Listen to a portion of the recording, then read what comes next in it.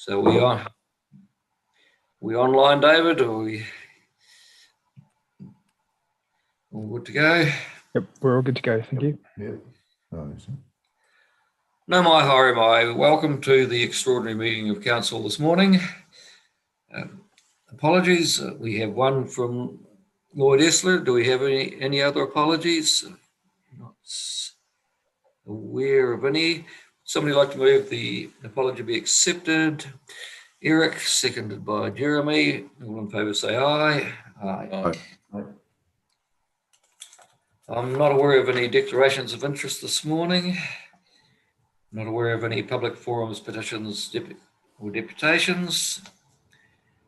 I'm also not aware of the notification of any extraordinary or urgent business, supplementary reports or other.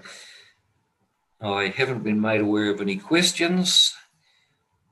So we'll move to item 7, which is the staff report, and item 1 is the request to delegate authority to the Strategy and Policy Committee, the power to consult.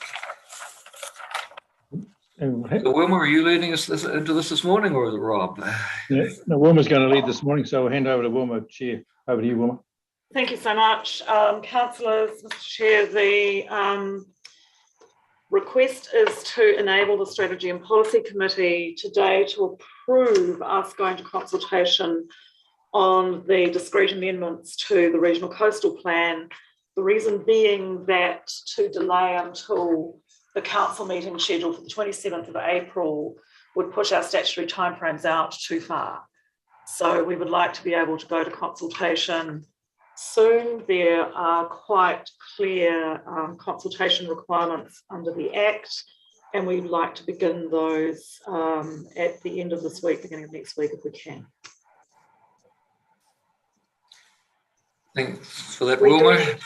Yeah, sorry, just one other thing. We do need to give it's a requirement that you give that delegation to this committee. It can't make that decision on its own. Are there any questions? Alan. Yeah, thanks, Mr. Chair. So just looking at the document, not page 4 of the report and the time frames for consultation. So we're issuing the documents effectively tomorrow for consultation on under clause 3, 31 March to the 20th of April. So we're asking the parties that we're going to give this information to respond back by the 20th of April. Was that the expectation? It's like 11 working days to respond. No, it's longer than that, Lucy, isn't it? The requirement is longer for the territorials. Is that not correct? The triennial agreement doesn't apply to the regional coastal policy, regional coastal plan, excuse me. So yeah, the minimum amount of time isn't actually statutorily mandated. So the time frame that we've allowed for there is to ensure that we can target people who have already previously been engaged through the development of the plan change, and also meet our statutory requirements for clause 3A. So it's a very targeted period of consultation to specific groups. It's not a wide net that we're striking for this one. So that's the reason for the tight window. It seems to me to be a common sense decision here that we've got some work that needs to be done. We have to allow the committee to have the authority to do it. Otherwise, it's not going to happen. So I'm certainly in favour of it. Yeah, we also don't want there to be too many different pieces of consultation out around the place at the same time, and it will be good to have this well out of the way before annual planning conversations and broader engagement as we go through the freshwater. Well, I would move the recommendation, Chairman, unless there's further discussion. Moved by Neville. I've got my hand up. Eric, go. Yeah, look, it's a common sense thing, but I just need to understand how it's actually physically going to work. Well, the S&P committee is obviously subservient to the council, so my expectation is it does the consultation, prepares reports, but they're signed off by the council. There's some sort of mechanism that works. So I just want a bit of a feel for how it's going to Yeah. operate going forward before we just sign it off? So this decision today doesn't make any difference to the process going forward. It is simply to give your committee today, Eric, the power to direct us to go to a statutory consultation, because that power is currently with the council.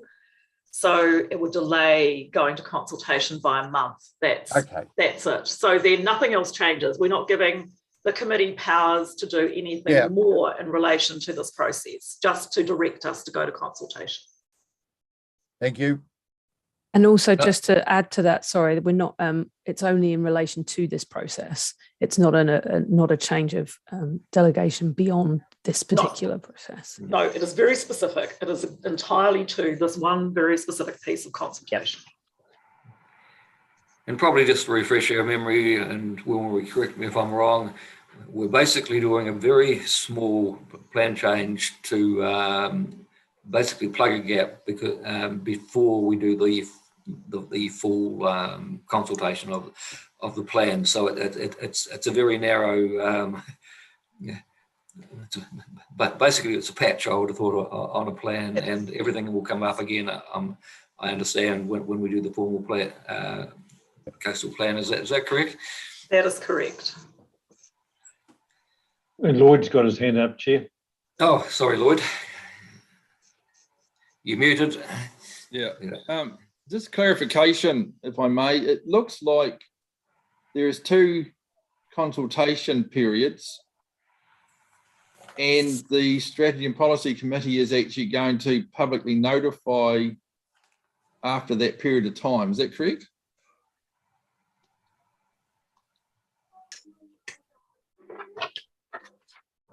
Through you, So- Chair. Do you want me to?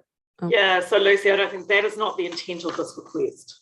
But Well, I what- see your point in relation to the way that's written in Yeah, the because I see. in the table.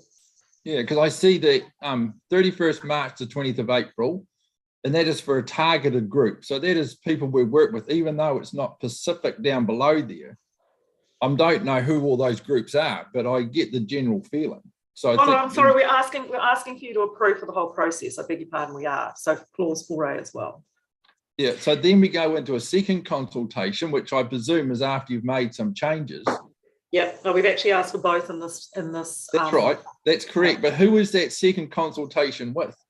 Just, And then it looks like on the 22nd of June, this standard and strategy and policy committee will actually publicly notify it, not council. That's what I read there. So I'm not sure.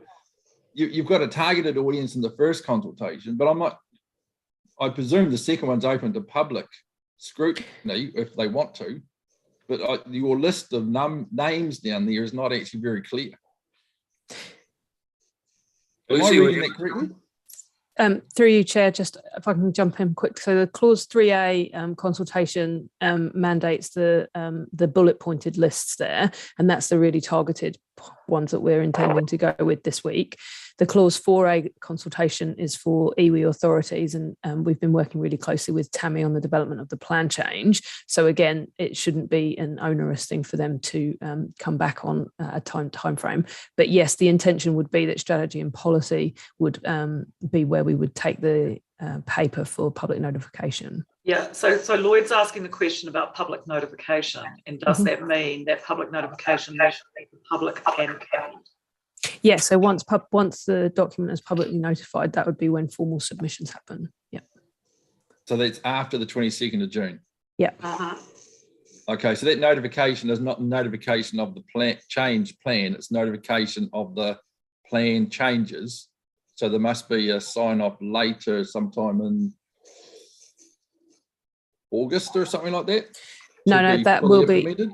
that will be the public notification, the formal public notification of the plan change. Oh, I'm not, yeah, okay, we're talking past each other. I don't see a full list of targeted people there. I see who may be any customary, so it's very open, that list. So if the general public want to have a say, because I've seen the changes later on in the S&P, they actually don't have a say. The process looks like it actually takes out the public concern. So I understand your first concern, The one is that we work with the people we've always worked with to make sure the plan is fit for purpose and they're over the line. But I don't see that the general public have a say. Am I correct or not?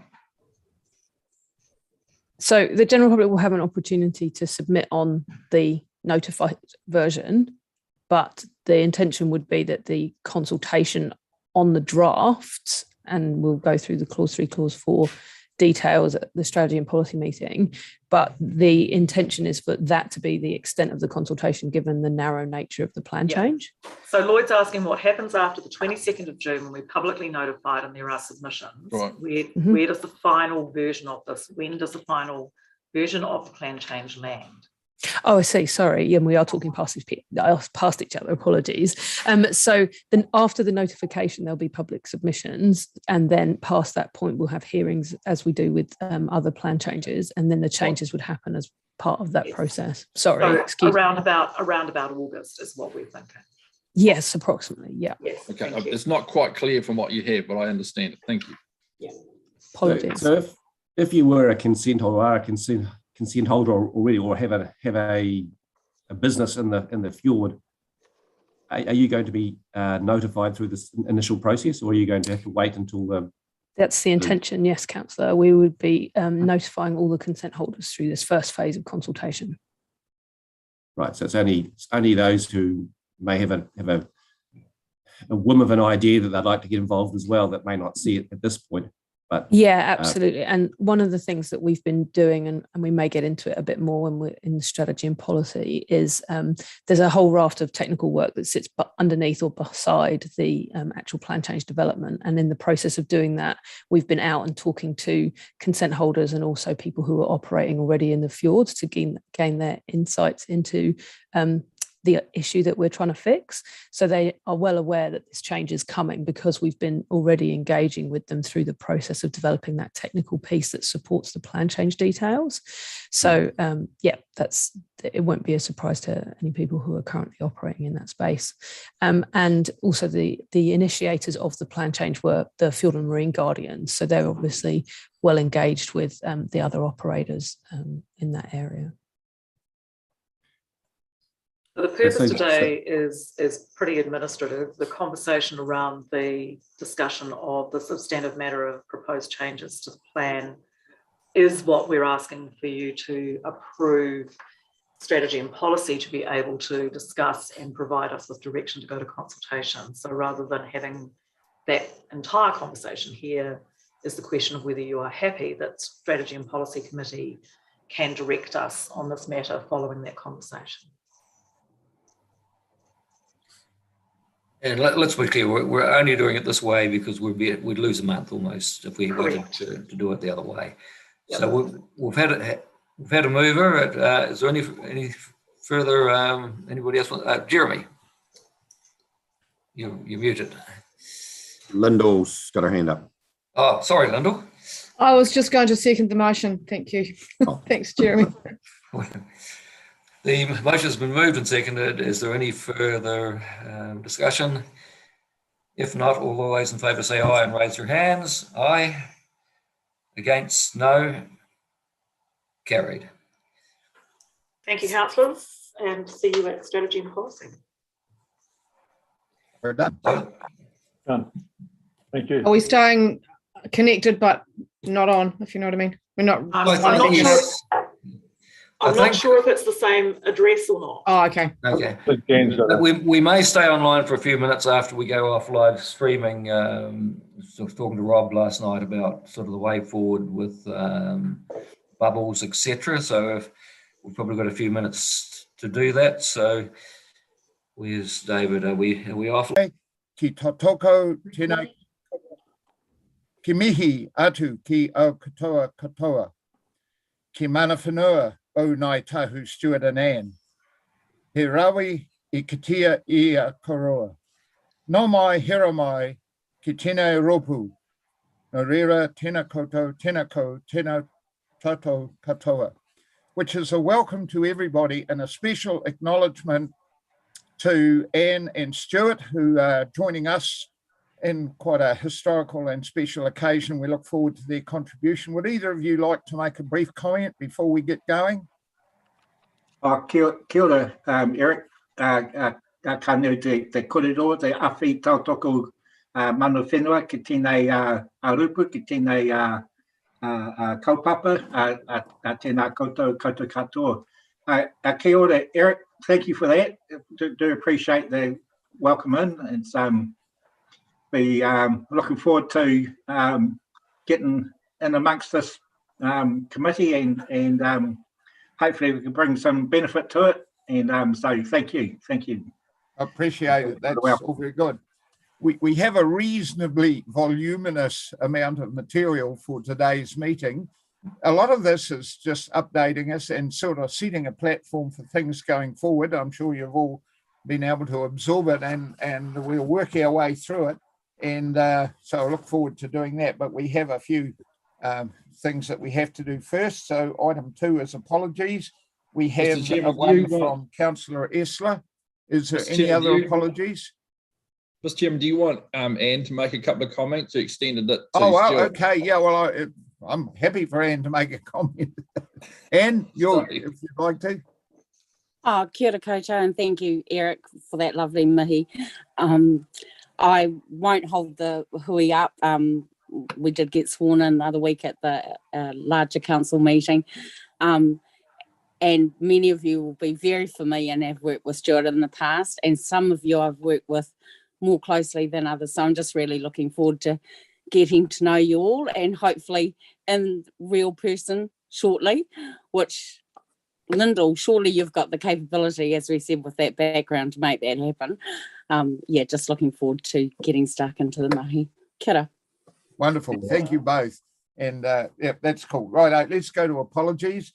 So we've got one from Councillor Esler. Were there any other apologies? I think we're all here.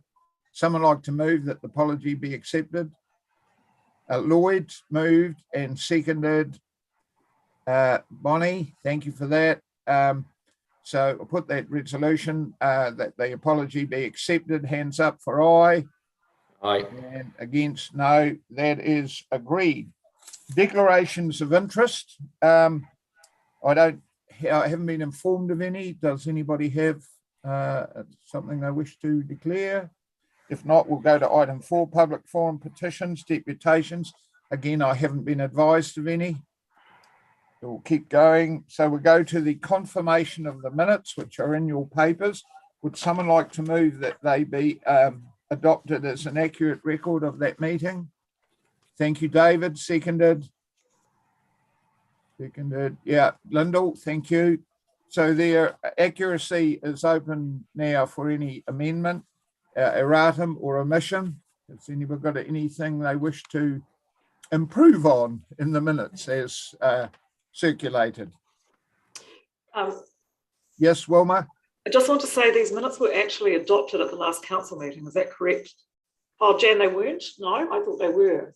No, I The think it was minutes previous aren't ones. adopted, the resolutions are. Oh, the So- resolutions are, okay, so I apologise. Right.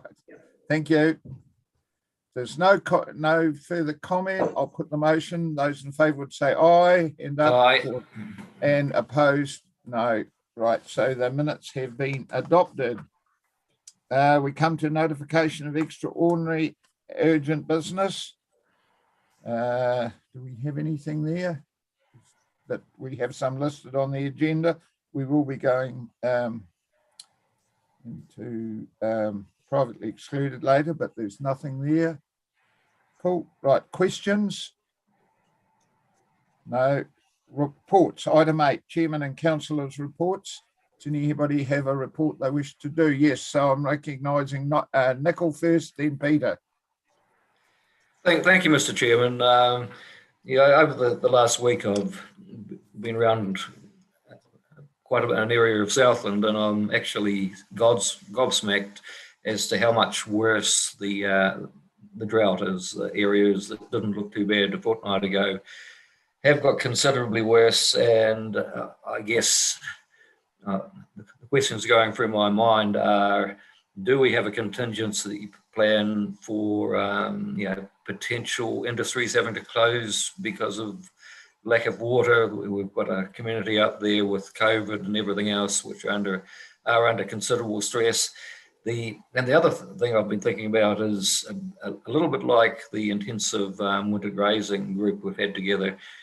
Is there an opportunity for us to team up with industry good bodies to make sure consistent messaging is going out?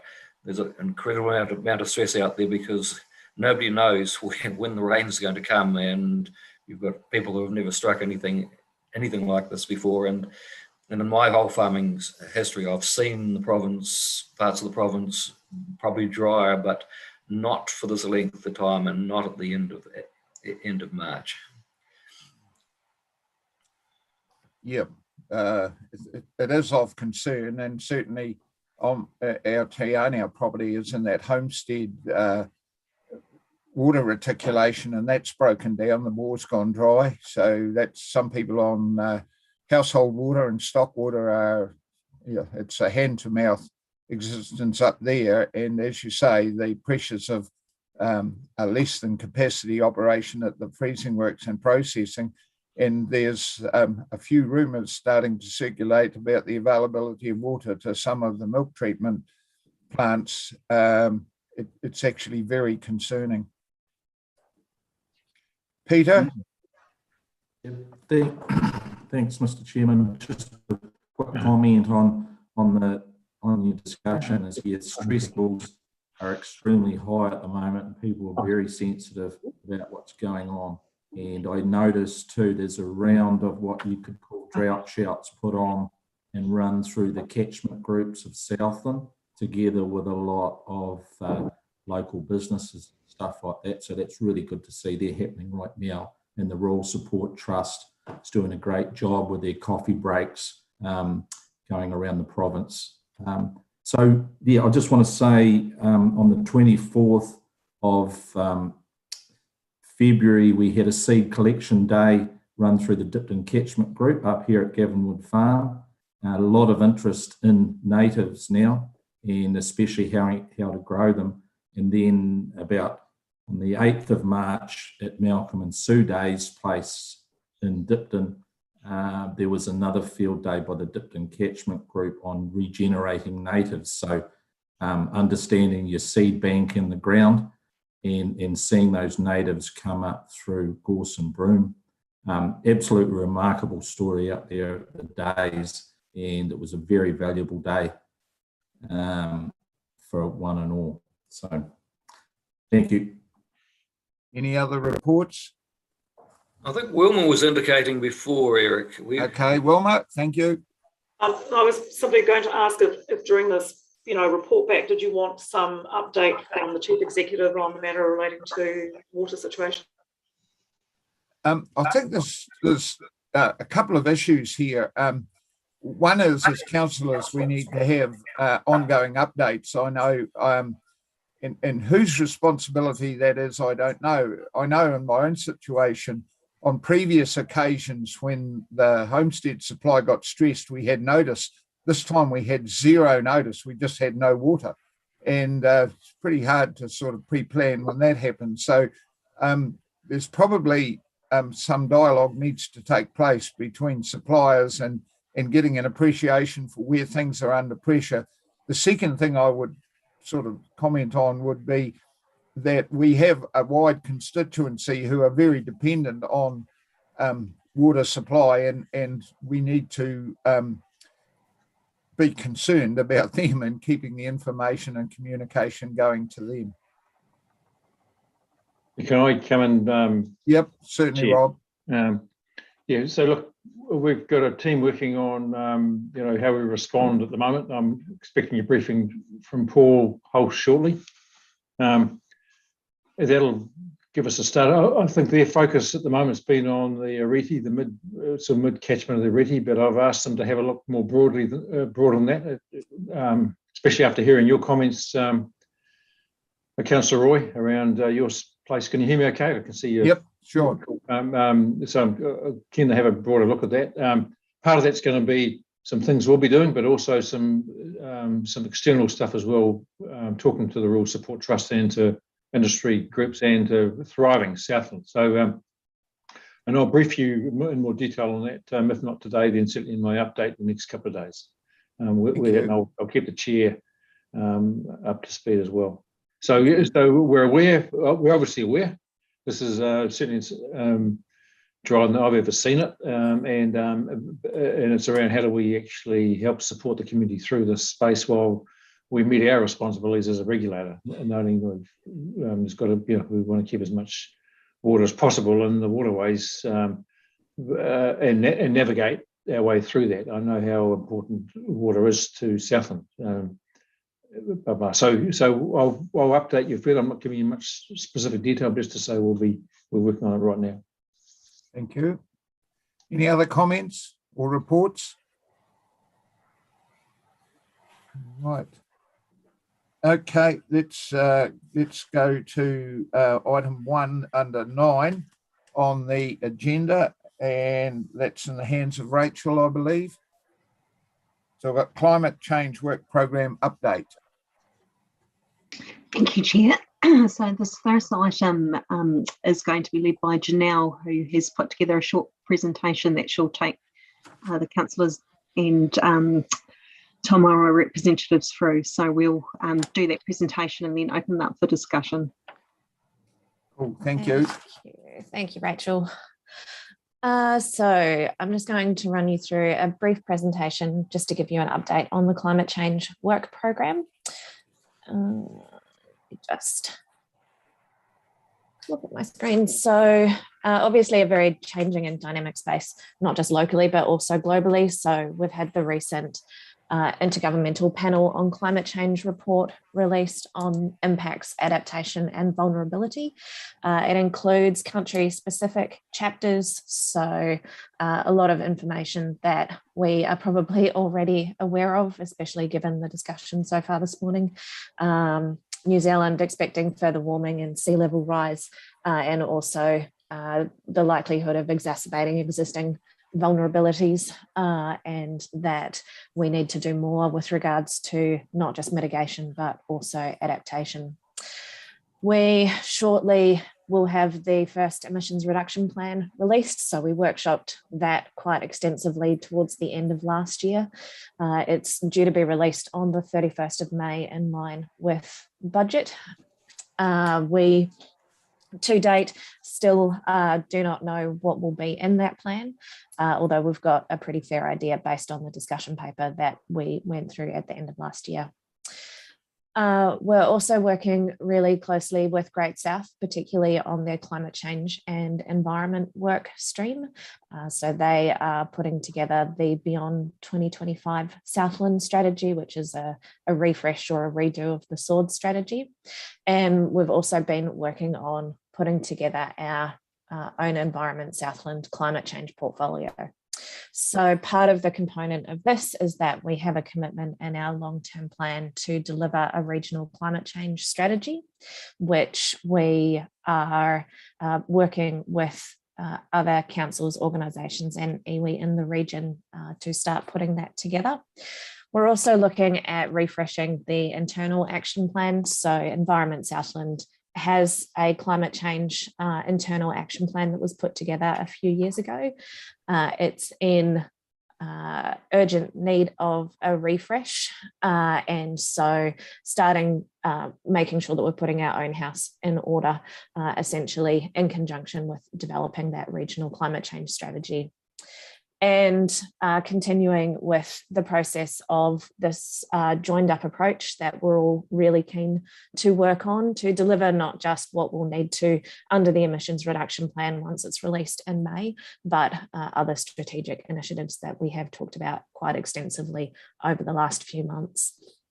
And part of that is making sure that there's capacity in my day to be able to undertake a bit of a scanning of the environment, to be able to identify those opportunities for proactive advocacy, whether that's from Environment Southland or wider Southland in general, or whether we're joining up with other local and regional councils for advocacy opportunities, particularly to central government. So we have some very draft timelines put together for some of this. So looking at establishing an internal working group for the refresh of the internal action plan in the next couple of weeks, so that we've got that established hopefully before Easter. And then also establishing the regional strategy working group as well, so that we can get moving on putting that together. You'll notice in your diaries that a regional hui has been scheduled on the 17th of May, and we've got a workshop scheduled in the lead up to that as well, so that we can fully prepare what we would like to have happen at that hui.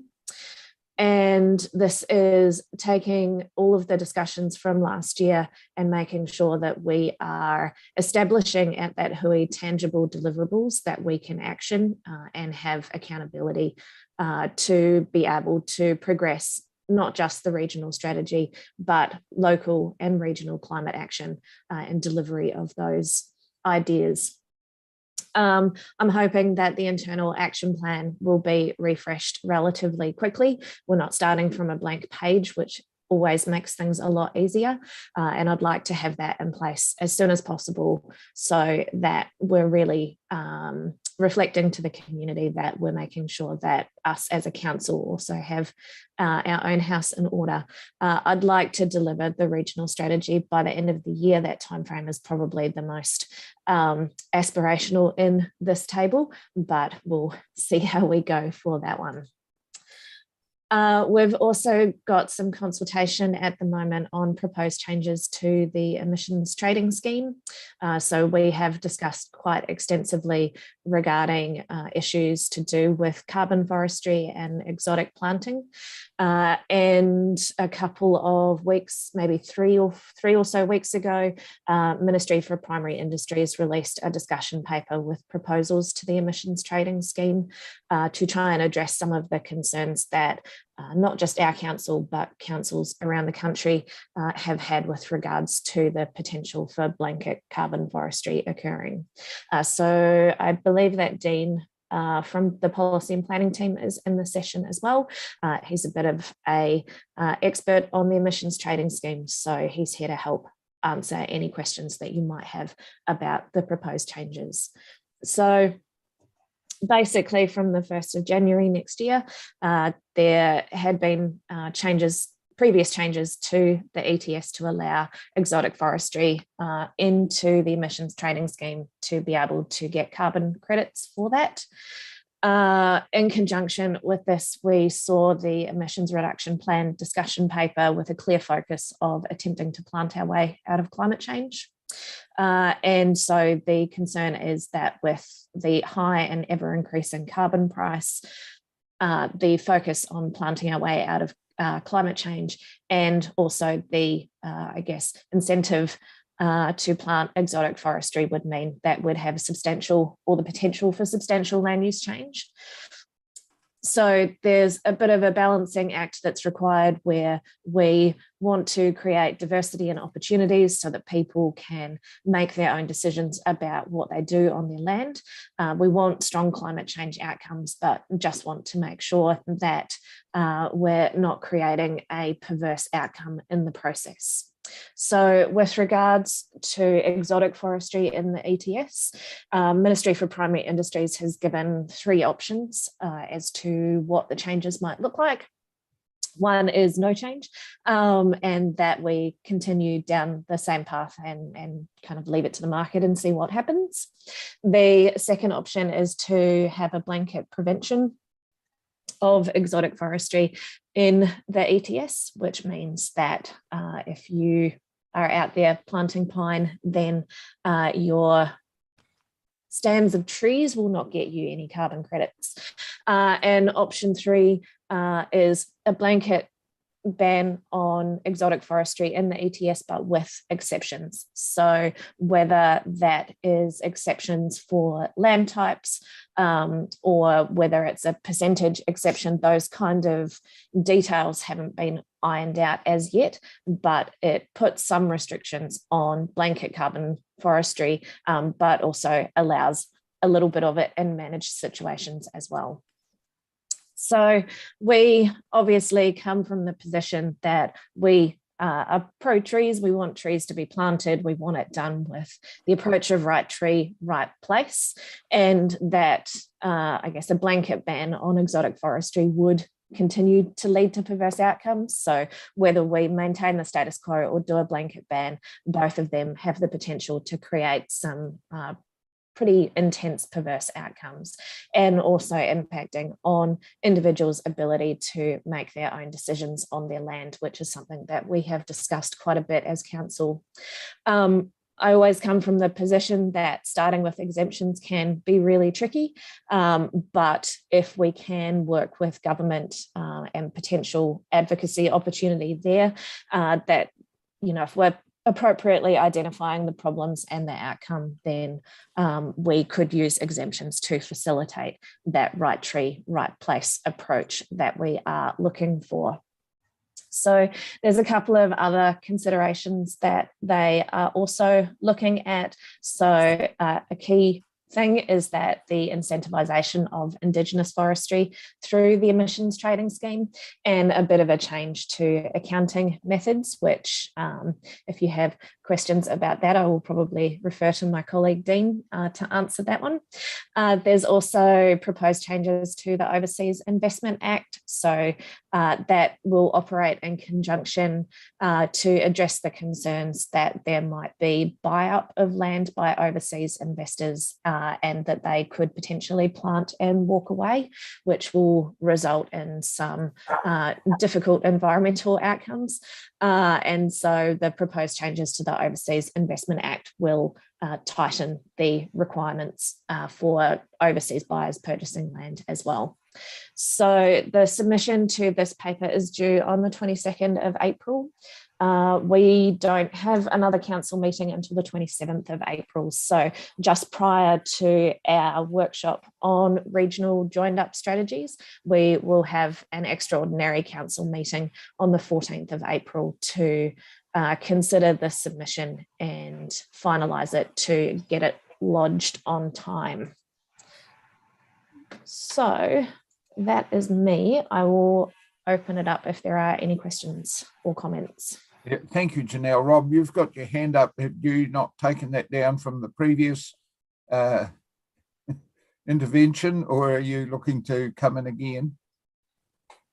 Oh, righto. That's cool. Right. Anybody else? Apologies. That's all right. That's fine. Yeah. Nicole? Yes, Mr. Chairman, it's good to see that there is some movement, but so I think 1 and 2 are probably going too far. Well, one's not going far enough, status quo, but I would have thought some flexibility would be good. We do know we need to be planting more trees, and as the mantra of the right tree in the right place is very accurate, but it's actually how do we manage that to get the good the best long-term result. It's they are talking about perhaps only doing Indigenous for the carbon sink, but we know there's some long-lived trees out there that could also be useful. So I guess my reading of it, and there's a webinar this afternoon, it'll be interesting to see where the Lawrence Yule group have got to. But we certainly want some flexibility and some local oversight, and that does seem to come through in this paper, but it's certainly something we want to have some input before it's submitted. Perfect. Thank you, Nicole. Thank you. Anybody else? Could you just I'll come to you, Stuart, in a minute. On page 14 of your report, you say after the mayoral forum that Environment Southland has the leadership role within the group of TAs, etc. down here. Is that primarily advocacy, or how do you see that actually working? I see it as covering the, I guess, the entire climate change portfolio, so that we are leaders in the climate change space, for lack of a better word. So we'll be leading on the development of the regional climate change strategy, but also taking a bit of a leadership and proactive role in terms of advocacy as well. Okay, Stuart. And just can I just add to that, Chair? But just Yep. It was clear the Mayoral Forum saw this as our business, and actually for us, it was over to us, as Janelle said, to coordinate and to essentially make it happen for the region. So now there's a bit of detail to be sorted there, but actually I think just to actually take that leadership role to take this forward, I guess, is the key for us. And just adding to that, obviously involving the other councils, and the discussion did sort of come out of some of the work that Great South was doing, and the concern about duplication. And so that was the lead we were given, that they felt that we should have the leadership role, but obviously talking to other councils as well. Yeah. And I'm going to go to Stuart now. Just to add to that, I'm working really closely with Great South, particularly on their climate change and environment work streams, to make sure that we're not having that duplication. Stuart. Oh, kia ora. Listen, I did broach the subject earlier about the climate change and carbon sequencing in regards to pest management within our Indigenous forests that we have already. And I'm just wondering, has anyone actually had a look at what that picture actually looks like? Because it's, I think it might have been Forest and Bird who first broached the subject, but they're suggesting that you gain an average of 0.5 tonne of carbon per hectare just by taking the pests out of their Indigenous forests. And so I was just asking a question, has anyone actually had a good hard look at that as a possibility? And because that seems like a big opportunity that's being missed if it's true. So I'm just asking a question, has anyone bothered to even have a look at that to see what that picture actually looks like? I'm happy to answer that, Janelle, if you're okay with that. Look, there's been a lot of work done in this space. Manaaki Whenua in particular has looked at some case studies about the sort of carbon. So this is where these figures are coming from. It's an active conversation at the moment with Predator Free and others, but this is something we could well be picking up in our submission. Actually active pest control means there's a carbon. Now, can that be recognised, and can there be an income stream that helps fund that pest control? That's the sort of conversation, and we will certainly be supporting that approach. I think it's really positive. Yeah, kia ora. It's just killing two birds with one stone, basically. If it's true what they're saying, so kia ora. Peter. Thanks, Mr. Chairman. Two really important reports there, Janelle, so thanks very much. I just want to pass comment on just the previous discussion around climate change leadership. Really pleasing to see that the Mayoral Forum has given us a green light and very clear of where the responsibility sits. So we have actually got to this point last year. I think I'm going to provide a suggestion about moving forward, and I've done this before, is that it's getting a bit late for this council, but I would suggest the new council in the next term look at setting up a governance group or a full committee around climate change, much along the lines of our regional services committee that brings in other councils and other partners in the province to support the work that's clearly being done by Environment Southland. And it's fantastic to see, but I think we need that governance support level. And the most important thing there for me is that we need to start communicating to our community.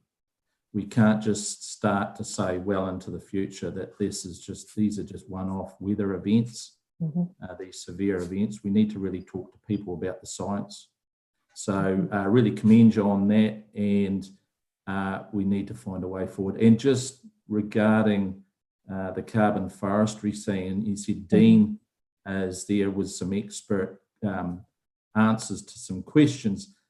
So we will be planting more trees in New Zealand. The question for me is how many will some of these proposed changes, especially around the permanent side of carbon forestry, will that what they call offshore more planting? Like, will we be planting even more trees overseas in other countries for these changes that are proposed? Because that's the real risk, is that while we're very concerned about our own landscapes, we will be altering other people's landscapes throughout the world. Or do we care about that, or should we care about that? So Dean might want to, or Janelle might want to comment on that. Yeah, thanks for that, Peter. So at the moment, so what the Climate Commission is trying to do is limit the amount of forestry that can be planted in New Zealand. So because at the moment that's the cheapest way to meet the emissions reductions. But what they're hoping to do is that the price of the NZUs will increase. And then if they limit the amount of forestry, it'll change behaviour and then get investment and research and development in cleaner technologies. So they're trying to change behaviour rather than planting our way out of a climate crisis. Okay. Yep. Lloyd? Thank you. Chairman, one of my comments really is around, doesn't matter where these trees are or these forests, is we have to manage them, and fire and extreme dry becomes a big issue. And we've seen in the top of the east coast of the North Island, floods become a big issue for slash and those sorts of things from harvested crops. We need to have a global view on this. If we don't do that well, it doesn't matter how many trees we've got, we're actually putting our communities under pressure. Getting back to those three options, it looks like to me there's an option missing. And I'm not totally sure what that is, but we're trying to regulate down to the tree. And I wonder whether that's actually correct. The numbers will be the numbers, but we need to, I think, find a way, because somebody's going to have to police this sort of stuff, or do we need to, or do we let some of the stuff have a bit more freedom? So it comes back to, how does it fit within the total landscape of Southland in New Zealand? We need to fit that better and drive some of our policies and processes to that sort of stuff. There's parts in New Zealand that suits trees far better than others. But the last thing we want is trees in the Southland Flat. We'd actually better off to have wetlands in the Southland Flats as an example. So where do we sit on some of the stuff? I think we need to consider in the bigger, wider picture. Perfect. Thank you. Thanks. Lyndall? Yeah, thanks, Mr. Chairman. I'm just wondering, in a really simplistic view, whether exotic is actually the right term to be using. Because I've got Councillor Guyton kind of on my shoulders telling me that, not all exotics are bad, actually. So maybe actually, kind of following on from Councillor McCallum, maybe some of the issue that we've got here is that exotic is not the right term. I completely I'd like understand. to make a comment here before you respond, Janelle, because that would be my comment, that why are we kind of fixated on exotics as a solution? And I've been pretty enthusiastic tree person for a long time. And one of the experiments I've spent some time looking at is what Timberlands did with silviculture of beeches on the West Coast. I actually planted a beech forest, that's about 16 years old, on a property I've got. It hasn't had the silviculture now, but with Timberlands West Coast, they were finding with silviculture, you're getting a very viable crop out of beech at 50 to 55 years when they're not in a competitive forest situation. And we're just making a big thing about right tree, right place, but we haven't made any comment about finding indigenous that might work. And the key issue, I think, that stops that happening is no one's done the work on whether they can produce the seedlings economically, either bare rooted or in root trainers.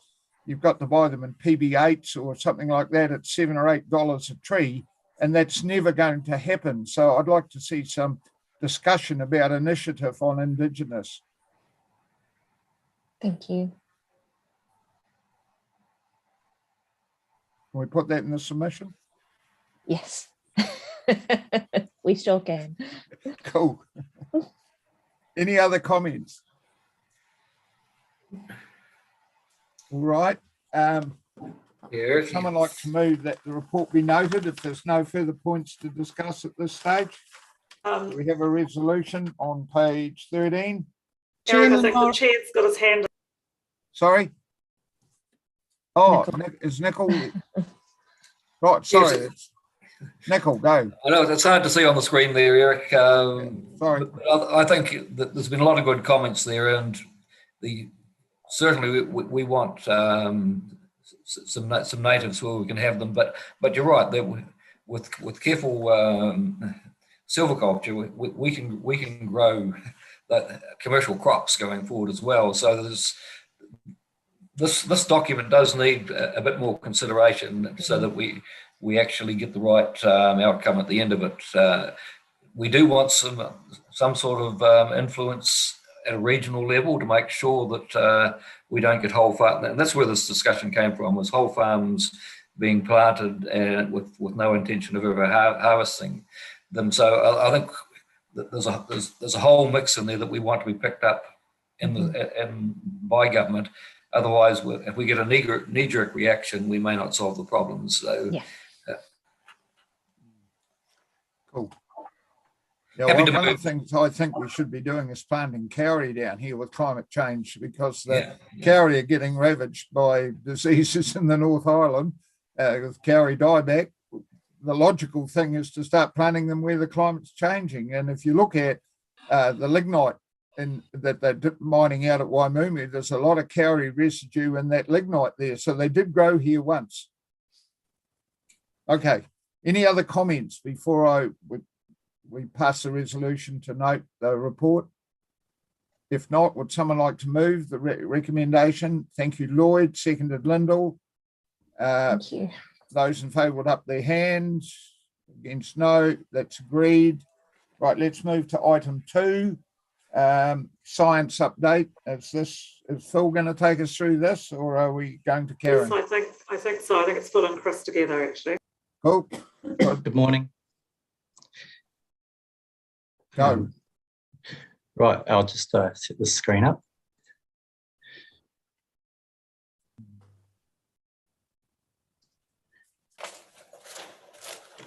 Can everybody see this? Yep. Great. Okay. So Phil and I have prepared this small presentation on the environmental monitoring networks and how they've been feeding into this current water shortage that we're having. So just briefly about our monitoring networks, we've got a number of these. The hydrological and rainfall network, they're the original networks, but we've since added in like soil moisture and groundwater.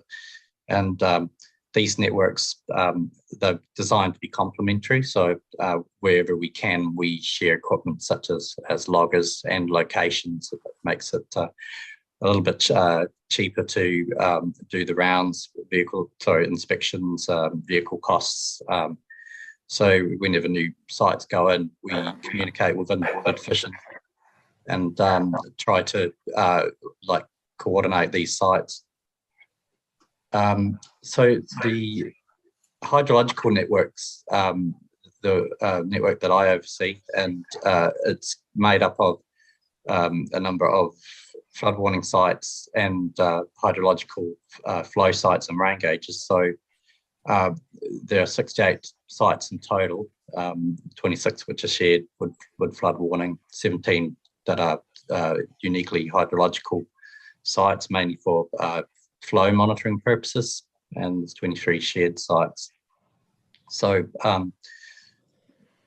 we have a large number of users.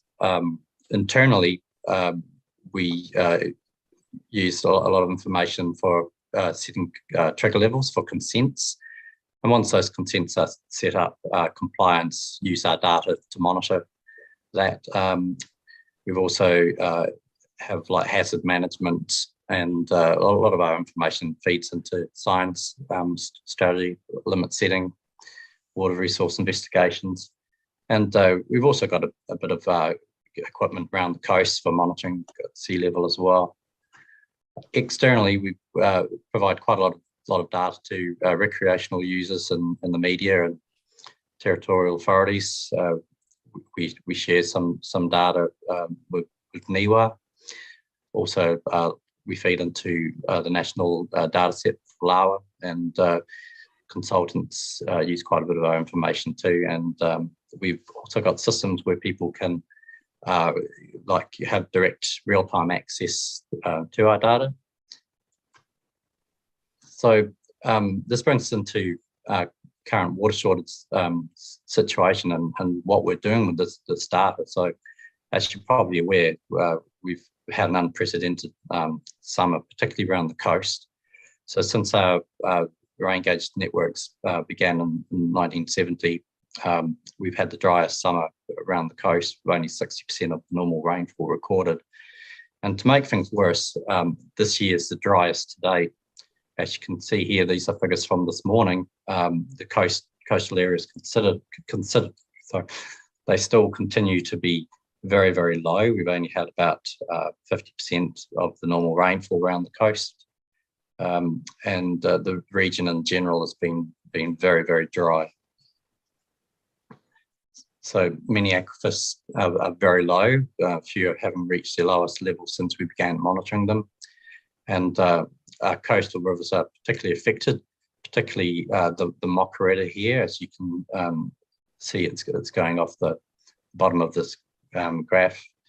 It's at a situation that probably only happen every 70 years on average. Now, the climate outlook from NIWA was promising to be a little bit wetter, but they were predicting a 40% chance for us to have near normal rainfall or above 35% chance, and this just hasn't happened. So we've set up an internal water shortage group, and we've been advising on this situation. So we provide statistics and data. The first type of information we're providing is real-time monitoring. So this is data that comes in from those stations that I mentioned earlier. So this comes in through the cell network or through satellite as well.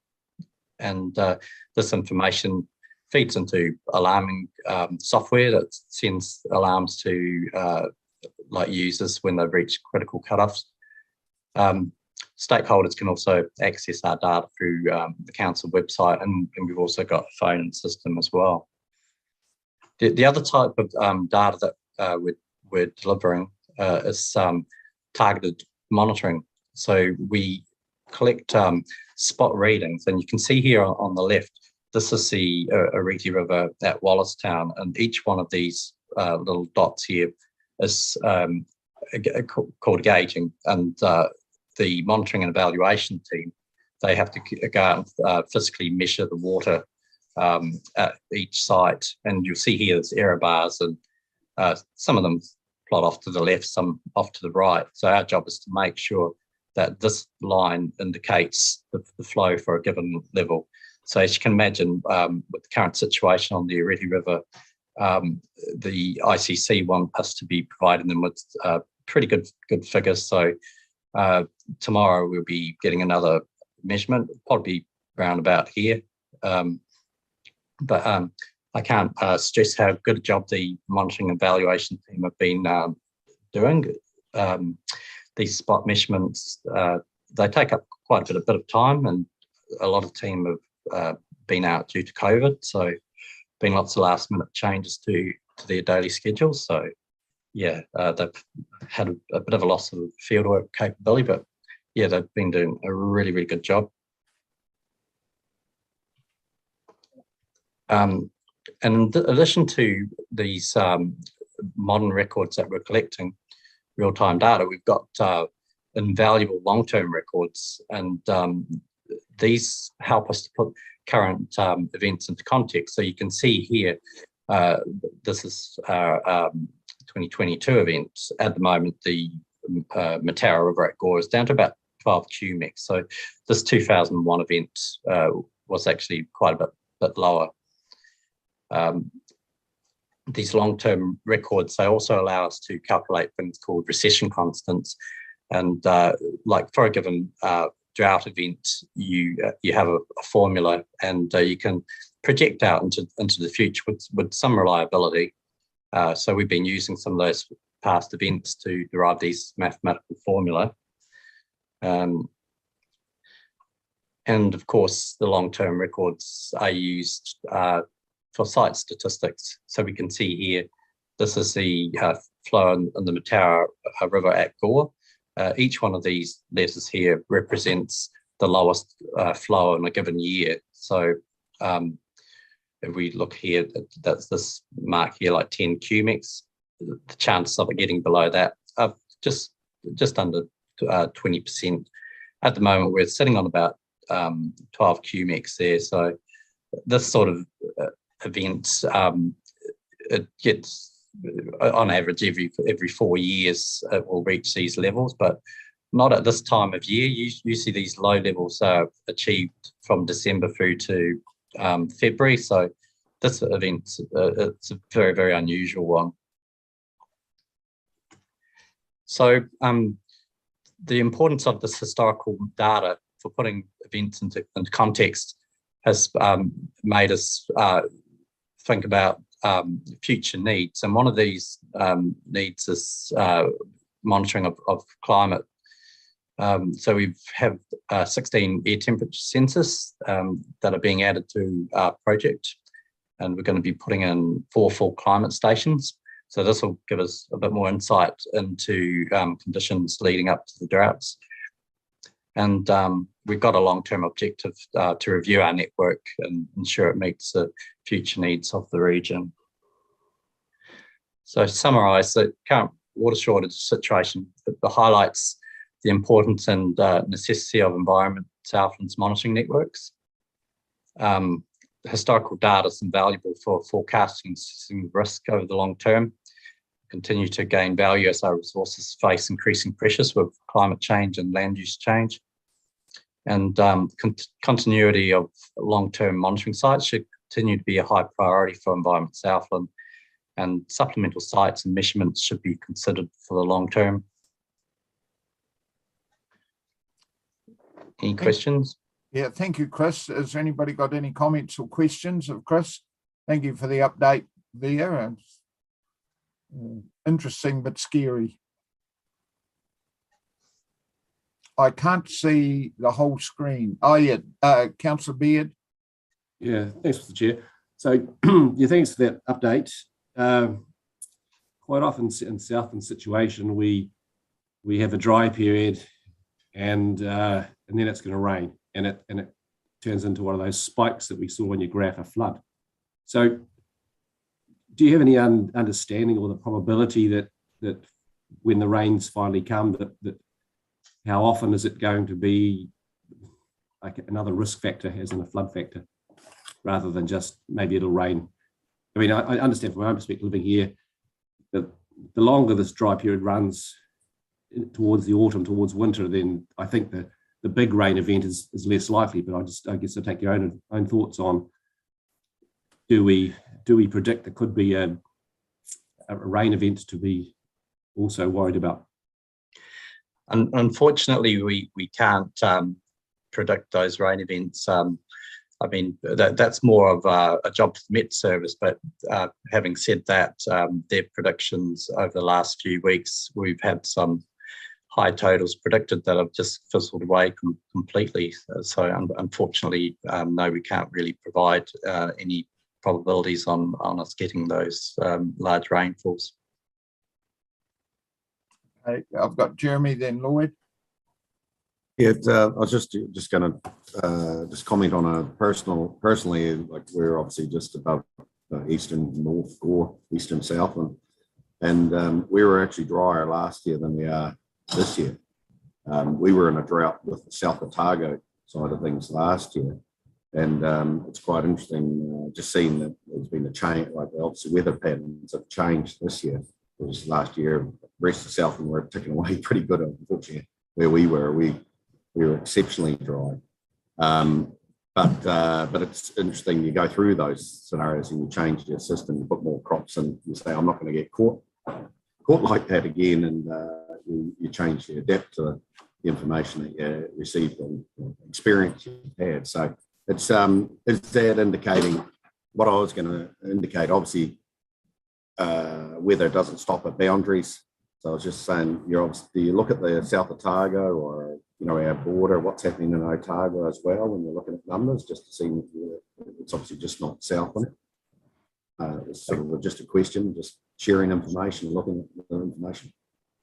Yes, well, just to comment on the first part of what you were saying about being dry the previous year, that could be because of the time of year this has happened. There's been a lot of people saying this has been a bit of a green drought for them. Normally, you would experience bigger winds, and in earlier times of the year when the days are longer, that's what causes a lot of problems. So this time of year, for what's been happening, it's probably fortuitous. We do keep a bit of an eye on our neighbours. Otago Regional Council, they do actually share some of our data, and we mainly for flood warning purposes though. But yeah, it's been a very, very unusual event this, and I haven't seen anything like it in our records in the past. Lloyd? Thank you, Mr. Chairman. Two things really.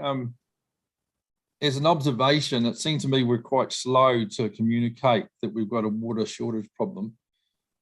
The second thing is, now that we're in this position, I'm starting to hear that some of our data is actually going to mean that we're going to cut off water, or people won't be able to take water for some of the essential businesses that we have, whether it's milk production or freezing works, and some of our towns are connected into that as well. Where's our planning there? What's the situation there? What are some of these markers that are coming up? Where are they sitting? So a lot of the users are made aware of the situation via alarming. So they might have been aware of a lot of this for some weeks or even longer. We have this water shortage group, which we feed data into. We update reports twice a week. They've been communicating externally, probably someone from comms. They might be able to elaborate on that, maybe if Adrian's here. Paul actually is probably a better place to answer those questions. He's just walked in from another room, so you might want to just give a bit of an update, Paul, on how we're dealing with matters in relation to the sort of, the broader community and where we're going in terms of communicating water shortage information. Okay. Yeah, Nicole? You're on mute, Paul. Oh, we'll take Paul.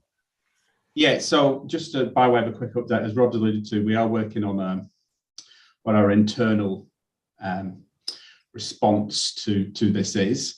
And as Rob said, we'll likely be giving you an update soon. In terms of, be assured, all aspects of this will be communicated widely with our partners and stakeholders, and and TAs. Obviously, part of this is working in coordination with TAs and the work that they're doing. So that's part of our internal focus. We will run this.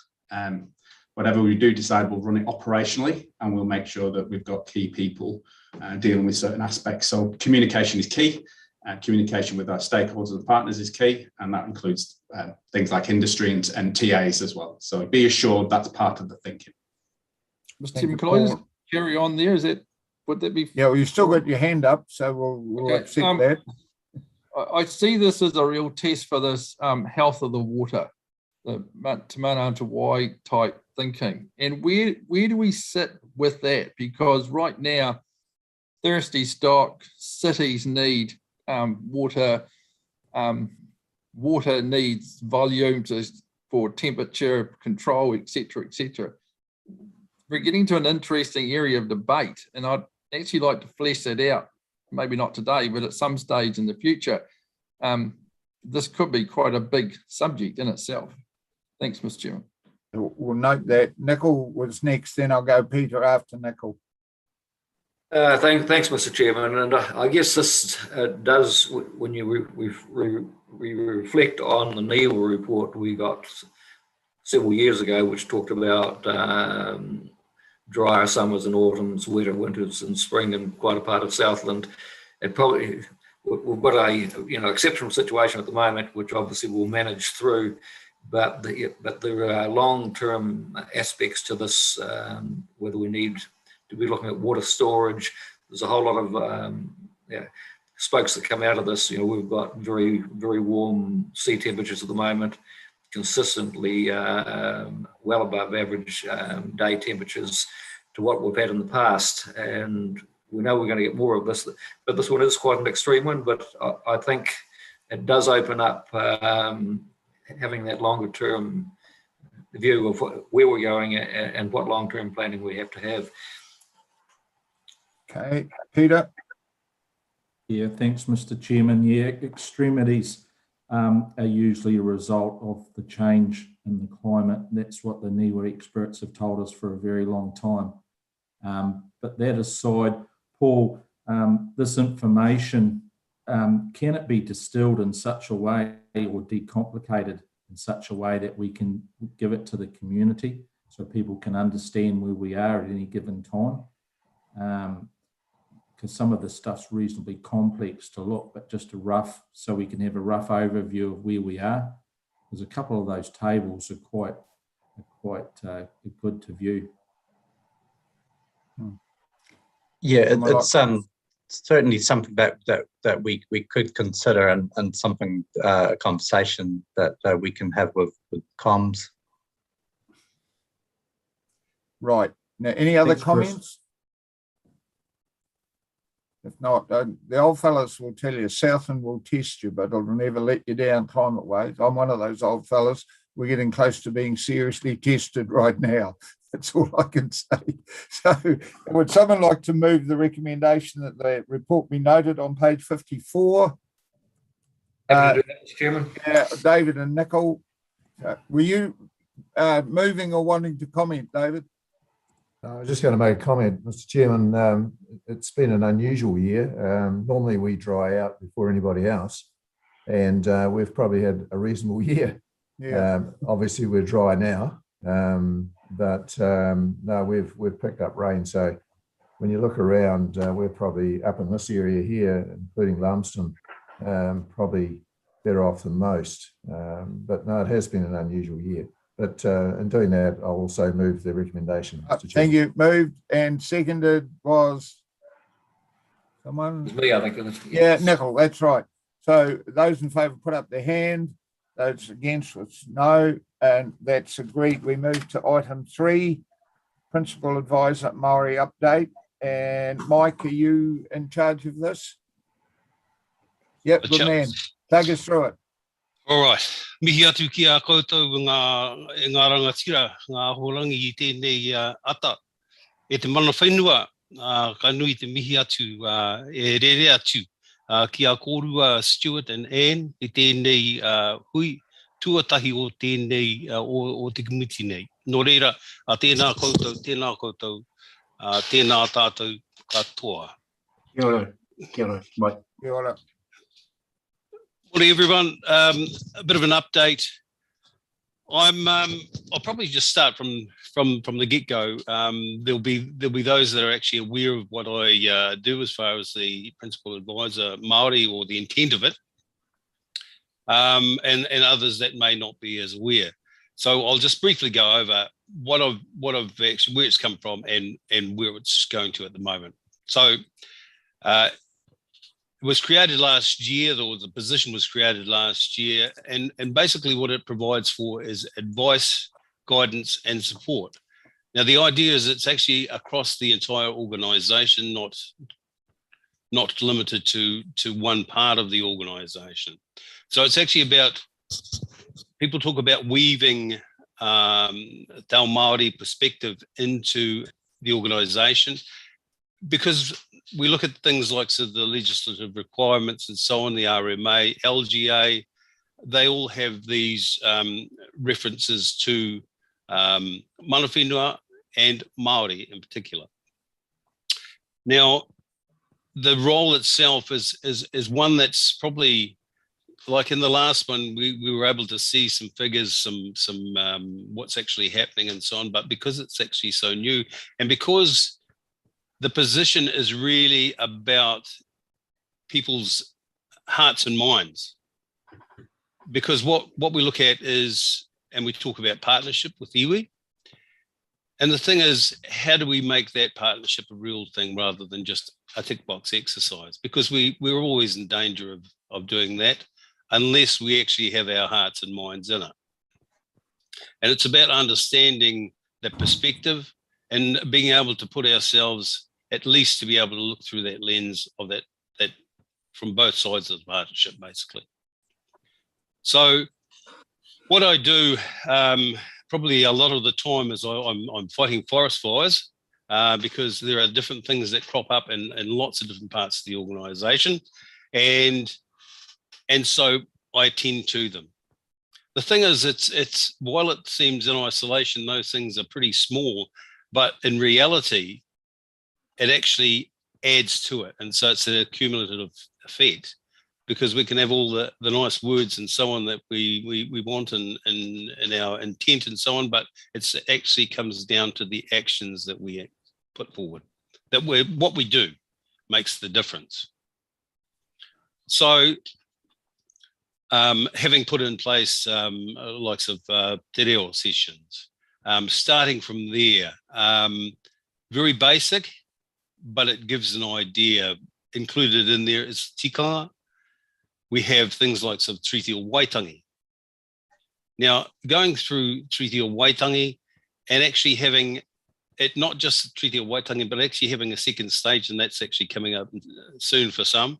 And it actually gives us the relationship between Te Tiriti a little bit more in depth and what we do as local government. So small and large is really what's happening, and but it's progressing in the right way. It wasn't until yesterday, in fact, I was talking to two people who are new staff yesterday, and it actually hadn't occurred to me that over the period of time, changes have actually taken place within our organisation, across the organisation, and a lot of positive things. Look, there's still work to be done, and there's a lot of work to be done. But the thing is, it's actually heading in the right direction. It's gathering some impetus as well. Another thing that I've put in place is actually I've started well, I started off calling it a Māori interest group, but it's actually about staff, and it's actually staff across the organisation that are involved in it. And it's a voluntary thing where people have actually, and it's very inclusive. So anyone within the organisation that is actually interested in developing and in growing Te Ao Māori within, or at least the awareness and understanding of Te Ao Māori within our organisation, is more than welcome at the table. We're looking at things, anything from cultural competency through to induction, through to interviews, and what we actually do as an organisation. It's about flying that flag and just sort of reminding people that Māori perspective is really important in what we do, and it's actually should be inclusive of what we do. Just as a business as usual, it would be the ideal situation that we'd get to. But the main thing is it's progressing. It's progressing. I can see it. And when I spoke to those two people yesterday, those new people, they were talking about things, how they were so surprised going into meetings. And because they didn't envisage that Environment Southland would open with karakia, or they would they would address people in te reo. And that was really heartening, because sometimes it actually takes somebody else looking in to actually give you an idea of how well you're doing as well as an organisation. So we're looking pretty good. We're looking pretty good. But Thank you very much, Mike. Just do in we brief. have any questions or comments from Mike? Pretty self-explanatory. Pleased we got you on board and the work that you're doing, and you're of great assistance to us, Mike. So thank you for that. If there's no comments, there is a recommendation that the report be noted. Lyndall's got one. Oh, sorry, Lyndall. All right, cool. No worries. Go, Lyndall. I know it's difficult. Just wanted to say, kia ora, Mike. Just wanted to say that I was really excited to see the bilingual headings on our agenda today. Yeah, yep. So well done. Yeah, that's a work in progress. I mean, it's all of those things added together that will make the difference. In isolation, small, but when added together, you can get some meaning out of it. Yeah, I hope some of that induction work will apply to the new council later in the year as well. Yes, it will. Yes, it Great. will. Kia ora. Oh, would you like to move the report now, Lyndall? Thank you. Do we have a seconder? Yeah, Alan Beard. Thank you. So all those in favour will hold up their hand.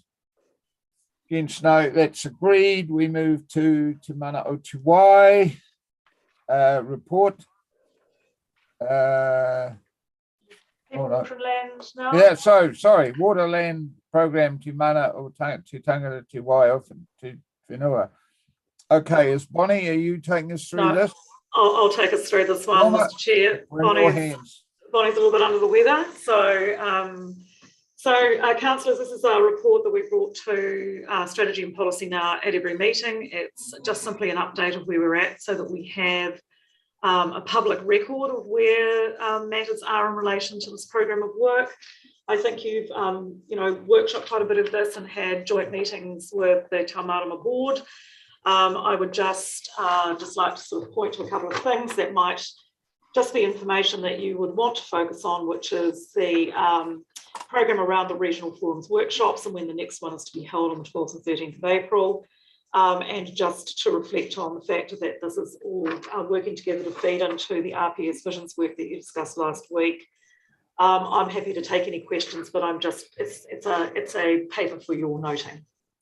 Thank you, and we just appreciate just the ongoing updates. That's very good. Any questions? Thank you, Wilma. Would someone like to move the report be noted? The recommendations on page 60. I can move that, Mr. Chairman, but just make the comment. The interesting part for me was the regional forum videos. I listened to some of those. They were quite interesting to listen to. And I think the interim draft report will give us some really good information to go forward with. So looking forward to that. Yes. Okay, are you moving as well, Lloyd? I see Lyndall was indicating. I'm not sure whether it's to move. Lyndall, yeah. Were you wanting to comment or second or move? No, seconding, Mr. Chairman. Seconding Lloyd. Cool. Right. No further discussion. I'll put the motion. Those in favour would hold up their hand. Those against, that's agreed. We move to Strategy and Policy Engagement Working Group, including external agency reports.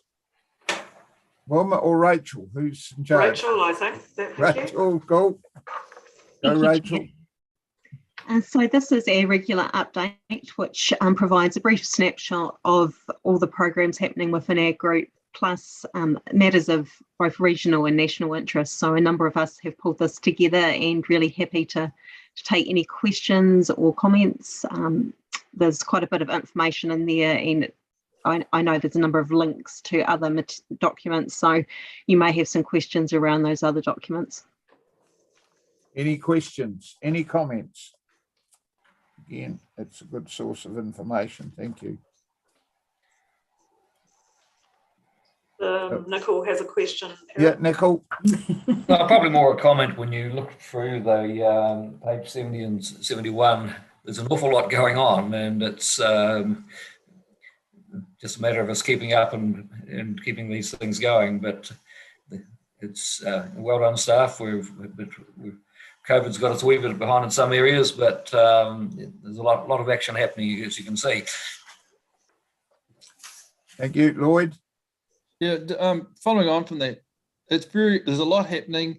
A lot of this stuff is actually interconnected, probably more so than we realise. We can't just look at one thing by itself. So I am concerned about unintended consequences sitting in here. So somehow we need to make sure that the government, which is driving a lot of this stuff, actually has that global view. And I'm not too sure who's responsible for that.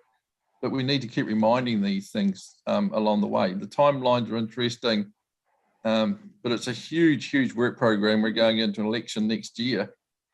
So we need to land some of the stuff somehow. Would be my... Wilma, were you answering that?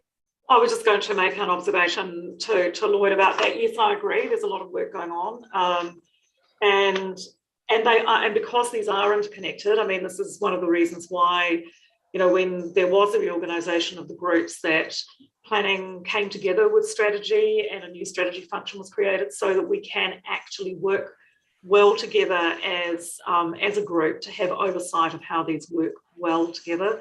So, you know, part of the transformation work of the organisation was to enable us to do that, and it's actually working very well. So, you know, we've brought on board, you know, people like Janelle, who's come in to actually help us look at, you know, at that principal advisory level, how all of, you know, to get a whole of consultation view of everything. So I think this is showing to you how that does work, and yes, it's part of how we've organised to respond. So thanks for those comments. Lyndall. Yeah, thanks, Mr. Chairman. You're going to hate me for asking, but is there any indication at all as when the NESAC is going to come out? We've been waiting for ages. Lucy, do you want to make a comment on that? I would love to, through you, Chair. Yes, we have some informal information, nothing official at this stage. It's highly likely, though, that the NESAC changes will be rolled into the National Planning Framework development that's happening as part of the Resource Management Act review. So that was the latest that Owen West and I both received through separate channels, but that is likely to be at least an early draft will come after the new legislation, which is obviously due this year, hopefully. Ellen.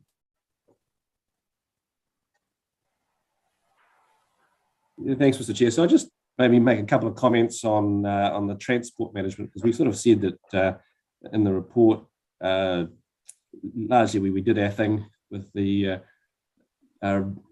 transport plan to 2021, but there is things that are ongoing.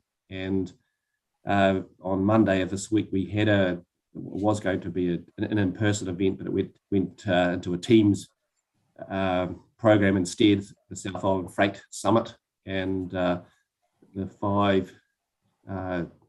six regional councils from the South Island plus Waka Kotahi had an online session that ran for nearly a good part of the day, and yeah, there's quite a lot that came and that discussed, and I think there's more to be said in the transport space than I guess what we've said so far in our update here. I'm not sure whether Russell wants to make a contribution at some point to add a bit more update to what's going on, but there is a bit on the horizon, I think, with transport, and particularly as we look at the climate change needs, and heavy freight is a big contributor towards our carbon consumption.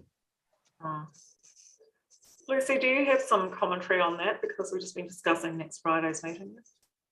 Yes, again, through you, Chair, I'd just add the Otago and Southland Regional Transport Committee is due to meet next Friday. And one of the ways of us kind of strengthening the integrated approach to the organisation's strategy and policy work is going to be more updates from those kinds of committees to you. I've just received the draft papers for those, and there is some interesting matters that will be covered on the RTC's agenda next week. And I think it would be prudent to bring something back to strategy and policy at the next meeting to provide that update. There was a matter around the speed limits rule change that we've previously discussed with yourselves, Council. So that was one that is sitting with the RTCs, but that Russell, I'm sure, would be happy to come and update the wider councillors group about. So happy to. Lucy, you've still got your hand up, Alan. Did you want to make another contribution? You muted. Taking it down. Right. Wilma? So Mr. Chair, if there's any other commentary on the work program, otherwise it's there for your information, and thank you for your feedback. Appreciate it. Peter, you're indicating. Thanks, Mr. Chairman. Just a general comment that was made earlier about the intensity and the work that we have on. And I know, Mr. Chairman, you'll relate to this. My old rugby coach used to say, don't put your head in the ruck unless you're going to be effective. Just go to the next one. So what I'm trying to say is we need to be really mindful. When Nicole talked about the COVID slowdown, is that where we're to direct our energies in the run up to the election. We've got a limited amount of time. I know we have to be over all these issues. It's really important, but it's just where we put the majority of our energies. I think this council needs to be mindful of. So thank you. Right, like the analogy. That's good. If there's no further comments, would someone like to move the recommendation that the report be noted? And I have Nicole and Alan. So I'll put the motion. Those in favour would hold up their hand. Against, no. That's agreed. We move to publicly excluded. Do we have any extraordinary and urgent business? No. Give an explanation. Is that you, Jan? Yes, I can help with that. And just before you do go into public excluded, I need to record the fact that Councillor Guyton has emailed in during the meeting to apologise for his absence. He's in transit today. And Councillor Mager has indicated that she is unwell and left the meeting about 2 items ago. She will endeavour to make a workshop this afternoon. Yeah. Should we, excuse me, should can I we just ask accept Jan? a late apology for Councillor Guyton? Yeah. Jan, can you help? Sorry? Should we accept a late apology for Councillor Guyton? Oh, well, that's why I'm giving you the opportunity to do that. So, yeah, someone like to move that we received a late one. Yep, Nicole and Lloyd. Just on another issue, but just before we go to public excluded, the recommendations of the working group on the new water surface entities is probably worth a comment just before we go. Righto. So that's do that. There's been I guess their staff will know about it, but there was a working group set up, and they have given some quite good recommendations to the minister, and a lot of it pertains around governance. There's been a suggestion that these large entities will become more like a CCO with membership from the councils on a 50,000 plus basis. It's got to go to cabinet, but the recommendations of that working group seem to have been quite well received. I'm not sure if any staff want to comment on that, but it was tacked on the end there. I thought we possibly should comment on it. Worth noting. Thank you. We don't have any staff going to comment. We're just going to note that, are we? Thank you, Nicole, for bringing that up. Right, Jan, can you give us an explanation for publicly excluded? Mr. Chair, can I just ask the question? There was item 10 is extraordinary and urgent business, just to make sure you've actually knocked off everything on the agenda. He's covered that. Yeah. Has he? We did that at the beginning. Okay, apologies. Thank you. Yep. Confirmation of minutes of the Strategy and Policy Committee meeting held on the 16th of February 22. The reasons for that was to carry on without prejudice or disadvantage negotiations, including commercial and industrial, section 7.2i, and to prevent the disclosure or use of official information for improper gain or advantage, section 7.2j. Item 6, proposed Southland Water and Land Plan hearing. Matters are before the Environment Court and therefore council is authorised to deliberate in private. Section 48.1d is qualified by section 48.2a1. And items 7, surface water activity plan change to the regional coastal plan. Matter is subject to appeal to the Environment Court and therefore council is authorised to deliberate in private. Section 48.1d is qualified by section 48.2a1. Thank you. Would someone like to move that we go to publicly excluded? David, moved, seconded. Lloyd. Those in favour will hold up their hand. Those against? No, that's agreed. So let's deal